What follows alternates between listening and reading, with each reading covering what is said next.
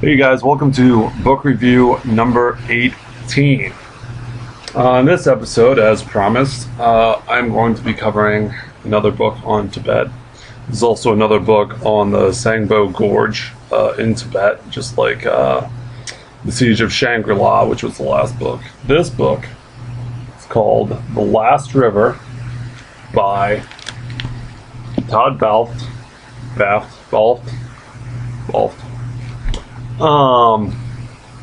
The subtitle is The Tragic Race for Shangri-La, so I'm going with the Shangri-La theme again.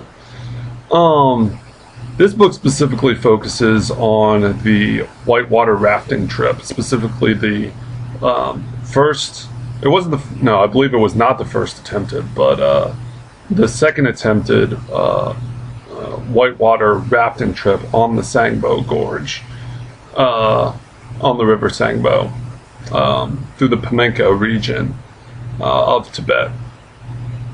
The characters in this book specifically are Walter Wick, who was the team leader, but he wasn't actually a rafter. He was sort of like the person that organized all of it and did the ground coordination while they were whitewater rafting. Tom McEwen, who was the whitewater rafting leader, Jamie McEwen, who was his younger brother, Doug Gordon, and Roger Zippel. Now, Tom McEwen, those were the four rafters: Tom McEwen, Jamie McEwen, Doug Gordon, and Roger Zippel. Now, all of them but Zibbel, Z-B-E-L, I should say. All but Zibbel went to Ivy League schools and participated in Olympic whitewater rafting competitions, be it the slalom or things like that. I believe Jamie even got a bronze medal in the 88 games or something.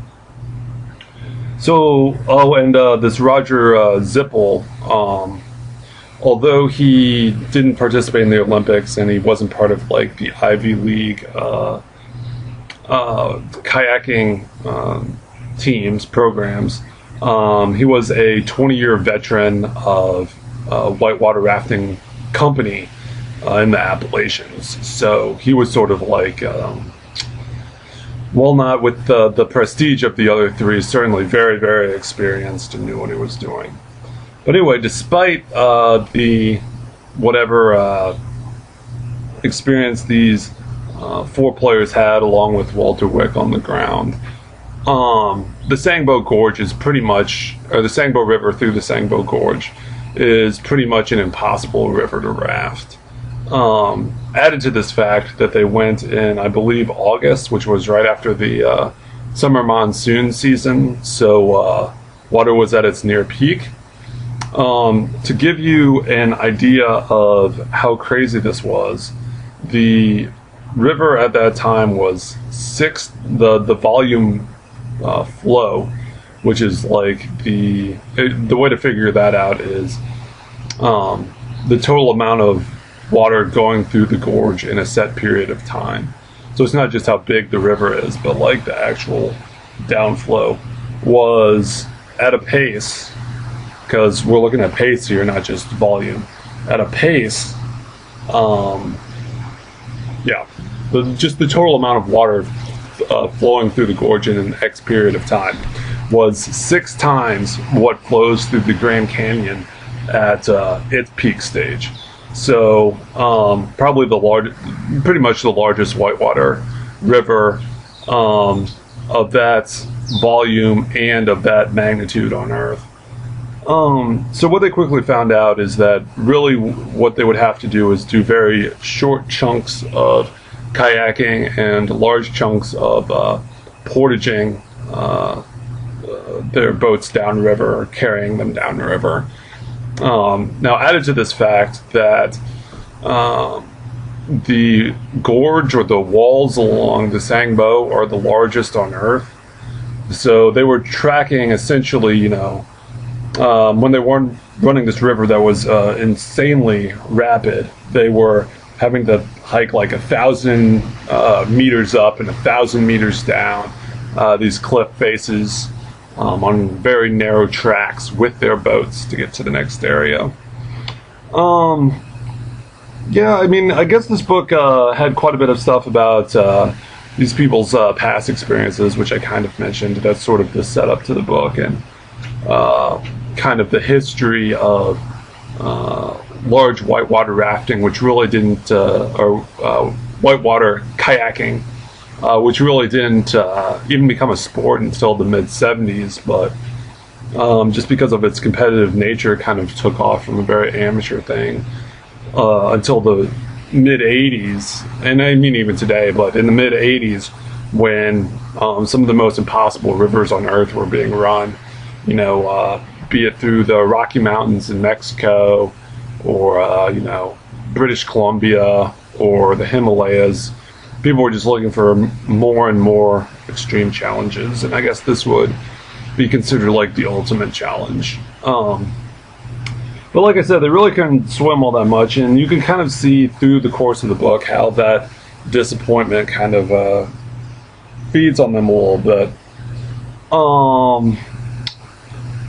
Yeah, I don't know what else to say. It really did not cover that much on sort of like the history of that region. Like, it didn't really cover the local people that much. It was much more a book about the adventure itself, or the trip itself.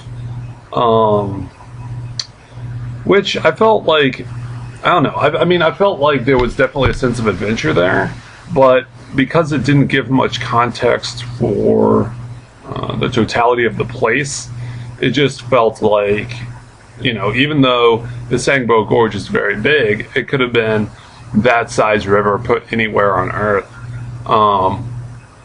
you know, rather than kind of covering the greater history of it, I guess you'd say, and then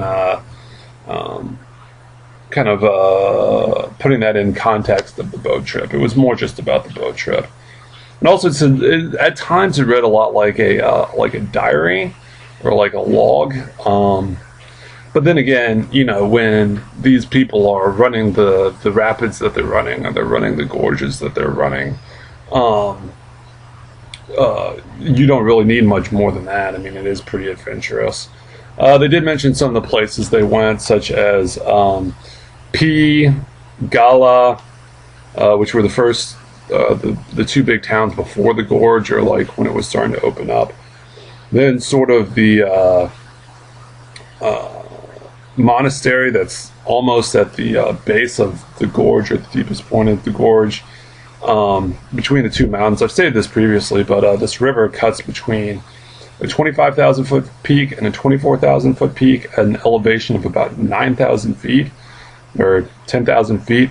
So that's a good 14 to 16 thousand feet difference between the top of the gorge and the bottom of the gorge. So obviously it's quite large. So they went to this monastery, Pimakachang, Pimakachang, which is kind of the monastery for this very holy religious region in Tibet. Kind of there are other monasteries, but this is the one specifically dedicated towards like the upper gorge, which these people hope to run the entire gorge, but really the book focuses on the upper gorge because of their failure to just, you know, continue, because it was so insane. Yeah, and so they went through that part. They did not get to the confluence, which is where the Po Sangbo meets the Yarlong Sangbo, which is the end of the upper gorge and the beginning of the lower gorge. And it's just kind of a historic marking point, partially because it's an easy in and out way. Like, you can follow the Po Sangbo up to a town pretty easily. So it's an easy way to get to the Sangbo, at least that section of it. Now other sections are much more inaccessible just because of the cliffs and stuff. The book ended kind of tragically with this Doug Gordon that I mentioned. He was described as maybe the ace of the group, but also the one that was most aggressive. And so in rapids that were handleable, he would always be the first to go or the first to lead, or might go where other people wouldn't. But in a river like the Po Sangbo, he really tried towards the end of a book to run a side rapid. It wasn't even like a mainstream rapid. There's no way anyone could run a mainstream rapid on this river, like the center channel, just because of the volume, how dangerous it is. I mean, it's just literally impossible. But he tried to run a side channel and actually got caught up in an eddy and pushed underground or underwater.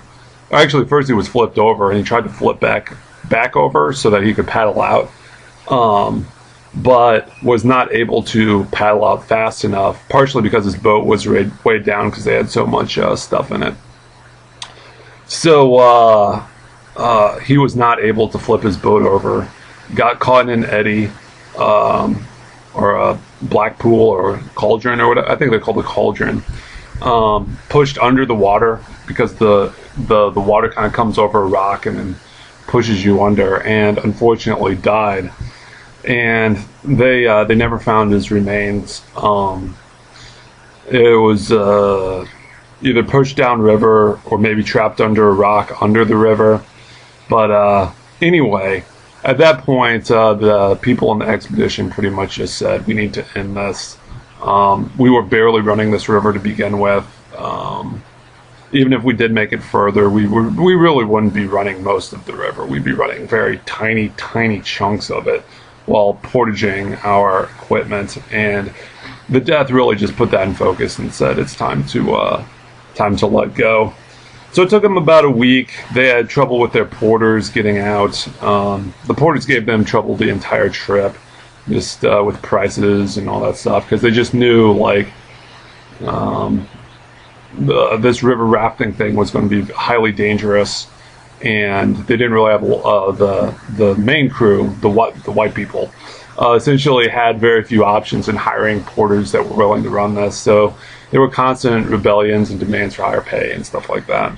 So it took them about a week to get out, and the book kind of ends just on a somber note with the death of Doug Gordon by, and I'll read them off again, Wick Walter, Tom McEwen, Jamie McEwen, and Roger Zippel. I think they all continued to whitewater raft. It wasn't so traumatic that they stopped doing it, but I think all of them never tried to run the Sangbo again. It was eventually run, albeit in chunks, just like this trip, but it was eventually run. But this was sort of like the tragedy of the Sangbo, as the title would say, the last river, the tragic race for Shangri-La by Todd Balf. All right, you guys, I'm gonna leave it at that. See you later. Hope to get those views up. Bye.